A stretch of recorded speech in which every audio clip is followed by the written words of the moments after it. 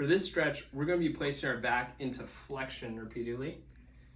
And while we do this, we want to monitor a few things. We want to get to the point where you just start to feel it. That may be feeling like a stretch, or it may feel even just like a little bit of a strain. Strain is not pain. Strain is more just like banging your finger back.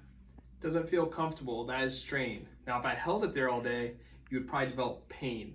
So we want to think about trying to go to a point of strain, but not pain with this exercise. So we're going to sit up here, just seated.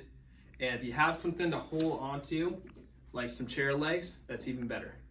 So we're just going to just very slowly kind of peel down from the top down, let the lower back round out, grab on opposite hand, and give a little stretch to the low back.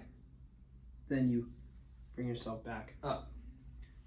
If you can't find that either strain or stretch in the low back, you may even need to start out with the pelvis tucked underneath like this. So tucking underneath, pre-positioning the back into flexion, then reaching down here, grabbing on, giving yourself a little stretch, and then come up like that.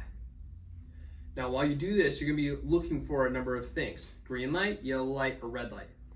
Green light is an increase in range of motion as you do more repetitions and or decrease in pain. That's a sign you want to keep going. Yellow light is there's no change in range of motion or pain as you do this, and that's also a sign to keep going. Red light is decreased range of motion, increase in pain. That means you stop and we can reassess next time.